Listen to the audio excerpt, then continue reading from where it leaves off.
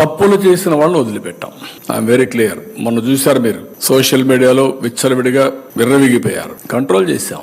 మళ్ళీ కావాలని చేస్తే మాత్రం ఎవరిని వదిలిపెట్టాం. నేను ఆంధ్ర పాడ్కాస్ట్ అని జూన్ 2023 స్టార్ట్ చేశాను. నేను అడిగే క్వశ్చన్స్ కి మీ దగ్గర ఆన్సర్స్ లేకపోతే మీరు ఫ్యామిలీస్ ని టార్గెట్ చేస్తారా? వాళ్ళని ఇలా నీచంగా సోషల్ మీడియాలో తిట్టిస్తా మీరు పోస్టులు పెడతారా? టీడీపీ పార్టీ వాళ్ళు ఎందుకని నా మీద, నా ఫ్యామిలీ మీద ఇలాగ సోషల్ మీడియా హెరాస్మెంట్స్ చేస్తున్నారు? ఏ ఒక్క ఎపిసోడ్ లోనైనా నేను ఎవరైనా పర్సనల్ గా టార్గెట్ చేస్తా మాట్లాడానా? టీడీపీ పార్టీ నుండి రేణుకా జెట్టి గారు అంట, షీజ్ అన్ ఎల్ఎల్బి, నా వైఫ్ ని మీరు నీచంగా తిట్టిస్తా పోస్ట్స్ పెట్టి పోస్టర్స్ సర్క్యులేట్ చేస్తున్నారు సోషల్ మీడియాలో. ఉమెన్ పట్ల, ఉమెన్ తోనే బండ బూతులు తిట్టిస్తా, నీచంగా మాట్లాడిస్తా సోషల్ మీడియా పోస్టులు క్రియేట్ చేయడమే టీడీపీ కల్చరా? అంటే టీడీపీకి ఫేవరబుల్ గా, ఇప్పుడున్న గవర్నమెంట్ కి ఫేవరబుల్ గా మాట్లాడితేనే మమ్మల్ని మాట్లాడిస్తారా? ఇప్పుడున్న గవర్నమెంట్ ని నేను ఎట్లాగైతే క్వశ్చన్ చేశాను, జగన్ గారి టైంలో కూడా నేను ఇలాంటి వీడియోసే చేశాను. వైసీపీ వాళ్ళు ఎక్కడ నా ఫ్యామిలీ జోలికి రాలేదే, ఎక్కడ దుర్భాషలాడతా ఇలాగ నీచంగా పోస్టులు పెట్టిస్తా చేయలేదే.